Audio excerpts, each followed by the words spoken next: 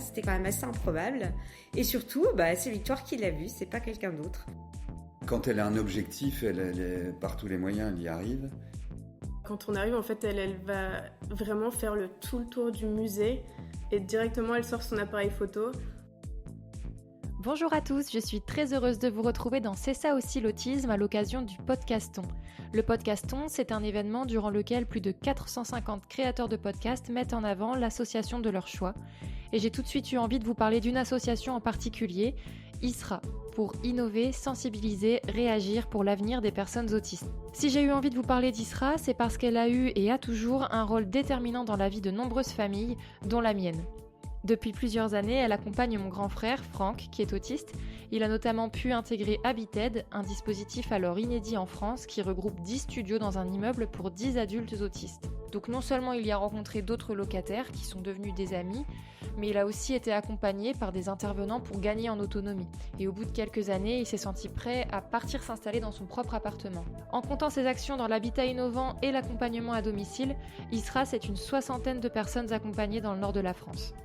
Le podcaston me semblait être le moment idéal pour vous en parler, et pour l'occasion, je vous propose un épisode inédit de C'est ça aussi l'autisme, direction chez Victoire, 24 ans, diagnostiquée à 3 ans. Ses parents et sa petite sœur nous racontent une anecdote de famille, un moment ordinaire qui finalement ne l'était peut-être pas tant que ça. Je suis Danielle, la maman de Victoire et Camille. Donc Victoire qui a 24 ans et sa petite sœur Camille 21. Moi j'avais envie de vous parler de sa passion pour les films, principalement les films anciens. Elle les regarde en boucle, Victoire, quand elle aime un film. Elle se le repasse souvent et souvent le même extrait.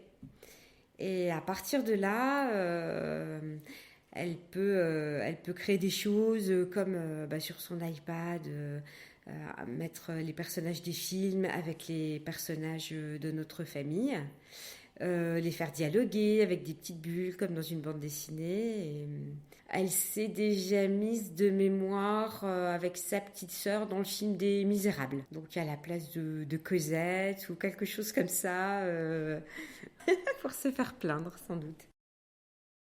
Voilà, alors ce qu'elle aime, c'est elle aime beaucoup certains acteurs, notamment De Funès. Je pense que c'est pour son humour assez visuel, ça la fait beaucoup rire. Et du coup, elle a regardé plusieurs de ses films, Les Fantomas, L'Avare et La Folie des Grandeurs. Victoire a énormément focalisé sur l'extrait où De Funès demande à un seigneur s'il a bien reçu sa lettre anonyme. Sur la table de la cuisine, régulièrement, je trouvais une feuille A4 qui était roulée avec une petite ficelle autour. Et quand je l'ouvrais, il était marqué « Majesté, vous êtes cocu ».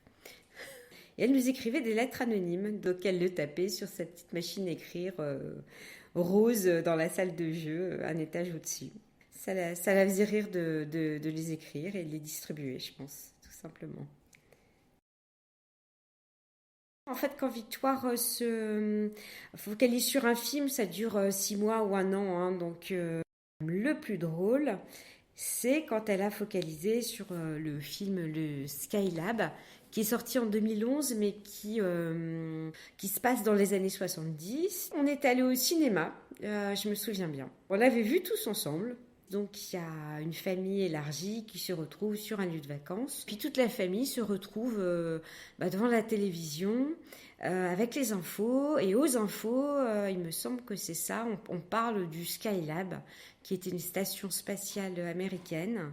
Certaines personnes pensaient que cette station pouvait retomber sur Terre et faire des dégâts. Et du coup, je pense qu'il y a une dispute entre les membres de la famille. Et vraiment, sa Victoire adore ce film, réemploie souvent des phrases dans la vie quotidienne, mais on voit bien que ce sont des extraits du film, puisque le langage est un peu daté. Et elle nous en parlait vraiment tous les jours. Et puis l'été suivant, on est allé en vacances aux États-Unis, sur la côte Est. Donc on a atterri à New York et le but c'était de descendre jusqu'en Floride. Et forcément, on s'est arrêté à Washington. Et à Washington, ce qu'il y a énormément, sont des musées.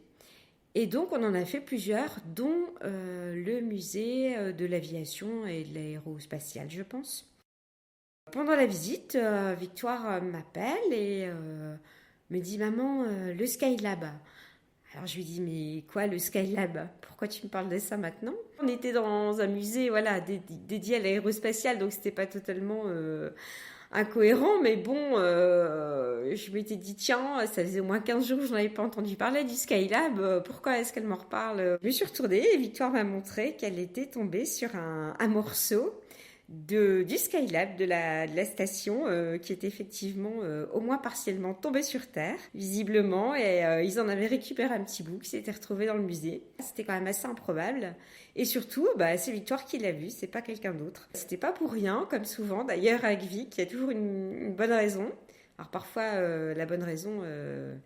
c'est une bonne raison aux yeux de Victoire, mais pas forcément aux yeux de tout le monde, mais voilà, c'est jamais sans raison en tout cas. Ça lui a procuré beaucoup de joie. On voyait que vraiment pour elle, c'était l'apothéose. Elle était hyper contente. Et puis aussi contente de voir notre réaction parce que moi, j'ai ri, forcément. Je l'ai dit à sa petite sœur, à son papa. Et on a tous un peu eu la même réaction de la porter un petit peu en héros, quoi.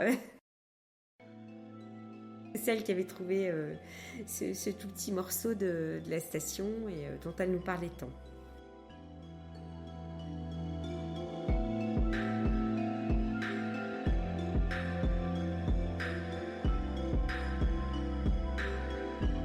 Je m'appelle Anthony, je suis le papa de Victoire. Victoire, en fait, elle a un petit groupe d'amis chez Quanta. Quanta, c'est une association qui gère notamment un estaminet où travaillent des personnes handicapées, dont Victoire. Donc dès qu'on organise des anniversaires, etc., on a commencé à organiser des choses, et puis là, elle est invitée, donc tous les samedis, elle a quasiment quelque chose. Pas forcément avec les amis de Quanta, mais également avec d'autres. En organisant pas mal d'anniversaires, en faisant partie un peu d'associations, on a réussi à créer un réseau pour Victoire. Et quasiment toutes les semaines, elle a quelque chose. À tel point qu'il y a des moments où elle en a marre. Mais avant, elle n'avait rien du tout, quoi. Donc c'est une belle évolution. C'est une belle évolution. Elle a juste des problèmes d'expression, c'est-à-dire qu'elle s'exprime très peu. Donc quand elle est en contact avec les autres, elle est un petit peu parfois... un peu à côté, quoi. Dès qu'il y a quelque chose d'organisé, elle est très, très heureuse. Quand c'est plus de la discussion, elle a du mal, quoi, en fait. Alors, petite anecdote, quand elle est invitée, que ce soit chez des copains ou des fêtes de famille, elle ramène son petit fer à friser. Elle est passionnée par les bouclettes et elle fait des frisettes un petit peu à tout le monde pendant les anniversaires ou pendant les réceptions. Elle a son petit sac, elle son fer à friser, assez discret, on ne le voit pas trop. Et puis, quand on va la chercher 2 heures après, quand la fête est terminée, on retrouve plein d'invités frisés, quoi. Et après, ses copains la connaissent. Voilà, c'est Victoire, quoi. C'est une de ses particularités. La dernière fois, on est allé à une réunion de famille, et puis je me suis aperçu qu'elle avait ramené son petit sac avec son fer à friser. Ils m'ont demandé ce que c'était au départ, mais elle l'a ramené. Et puis, il y a une cousine qui s'est fait friser les cheveux. Enfin, voilà. Puis ça fait rire un petit peu tout le monde, donc... Et puis ça lui donne confiance en elle, je pense aussi. Mais après, Victoire, voilà, elle a des obsessions. Il faut absolument qu'elle réalise ce qu'elle a en tête, quoi. C'est son côté... je trouve qu'en ce moment, elle est moins dans la répétition, mais il y a des moments, elle va focaliser. Un moment, c'est sur le président de la République, donc elle les connaissait tous. Après, c'est sur la Marseillaise. Je me rappelle qu'elle chantait la Marseillaise en prenant sa douche en boucle. En fait, parfois, elle focalise sur certaines choses. Et là, c'était, je sais pas, elle a dû regarder des vidéos. Et puis, elle a vu que il y avait beaucoup de gens frisés. Et c'est devenu une passion, quoi. Parfois, le matin, on la découvre avec des frisettes, quoi. Elle a voulu qu'on lui achète un fer à friser. Et puis après, elle les achète elle-même. Elle en a acheté plusieurs des fers à friser. Elle a déjà frisé sa maman. Elle a déjà frisé sa sœur. Je ne sais pas si sa sœur sait faire, je ne suis pas sûr. Au niveau manuel, elle est plutôt assez douée, quoi. Elle est plutôt assez douée au niveau manuel. Et puis après, elle est effectivement... quand elle a un objectif, par tous les moyens, elle y arrive. Et c'est devenu... oui, elle pourrait être coiffeuse, hein, peut-être, je ne sais pas, c'est possible. Oui. Ou en tout cas dans les cheveux frisés.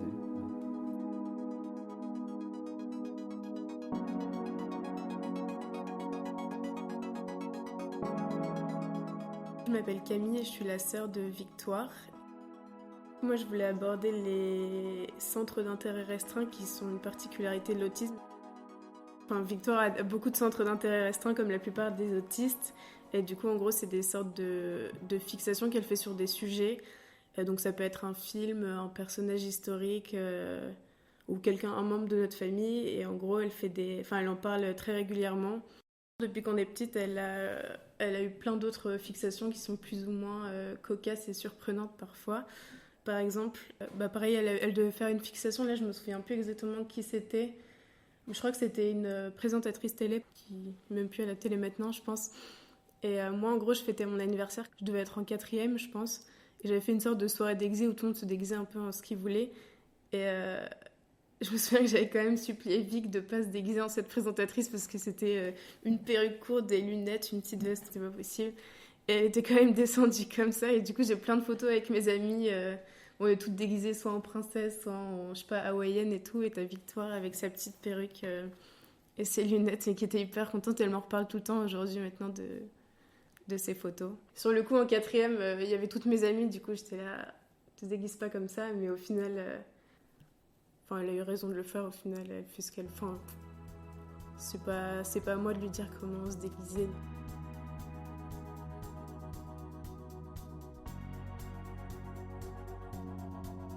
Sinon, depuis qu'elle est toute petite, elle est vraiment passionnée par les animaux. Donc ça, c'est quelque chose qu'on partage assez dans notre famille.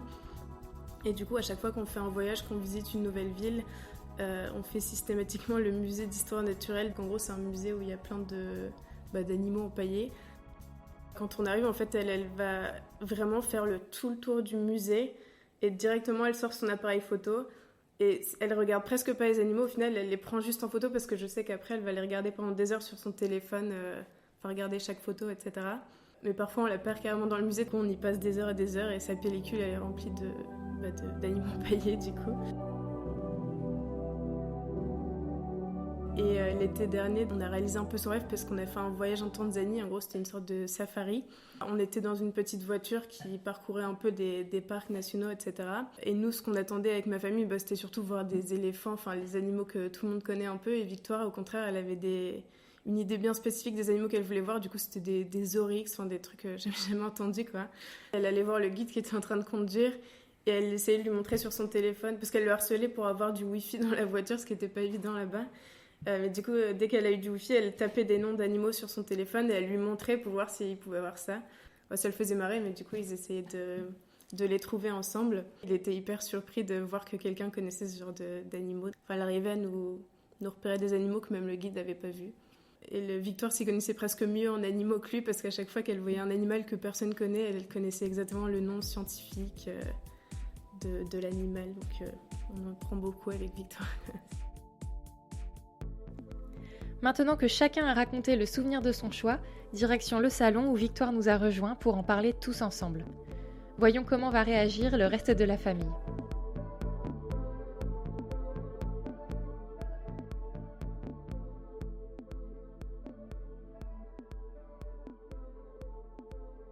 Il y avait un monsieur qui s'appelait Moïse et qui était hyper gentil.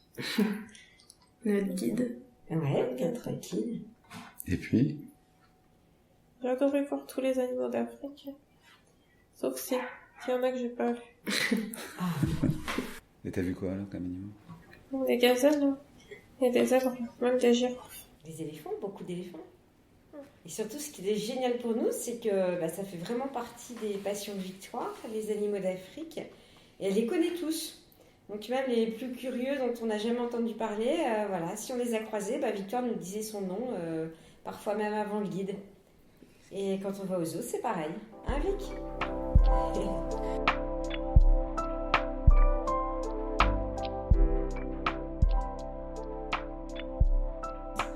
Et on avait retrouvé, je pense que c'était un vestige du Skylab. C'est ça. Et c'est Victoire qui l'a Elle a photographié 10 fois. Tu te souviens, Victor? Tu m'as appelé, tu m'as dit maman, le Skylab. Et en fait, tu avais retrouvé dans le musée un morceau du Skylab. C'était quand même exceptionnel de le retrouver là-bas, si loin de la maison. Alors que tu m'en parlais toujours quand on était ici. Ah, il y en a un qui le regarde souvent. C'est par phase. Podane. Ouais, Ah oui, j'en ai pas parlé. Podane, Podane. elle le regarde en boucle. Et puis maintenant, c'est l'avare de Molière que j'ai Voilà. Ah oui, regardé c'est aussi il y a oui. pas longtemps. Ça va durer à peu près 6 mois et après En elle ce passe à moment, un c'est autre les pièces film. de Ouais. théâtre. Ouais. Ah, là, c'est la version avec de Funès qu'elle a Ouais. regardée. C'est quoi ton film préféré avec lui? La folie des contes. Ah, Folie des grandeurs.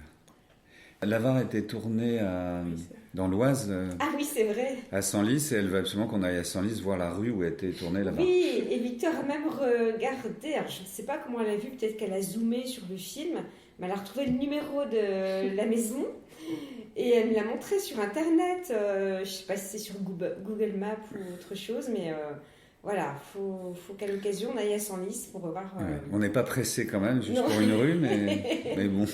Bon, à l'occasion Mais d'un on ira petit, quand même, on ira quand même. Hein. d'un petit week-end à Paris, on pourra s'arrêter à Senlis, pourquoi pas. On l'a déjà fait pour... un moment, elle faisait une fixette sur Les Misérables, enfin, c'est un autre film du coup.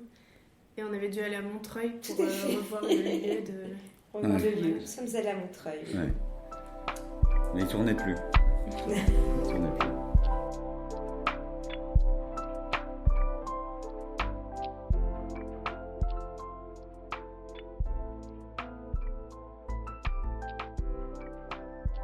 Pourquoi t'aimes bien boucler les cheveux?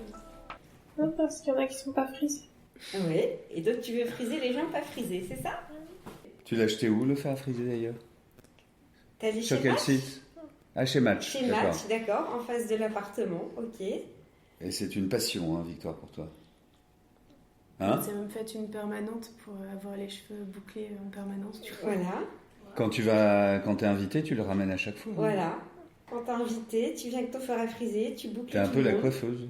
Hein?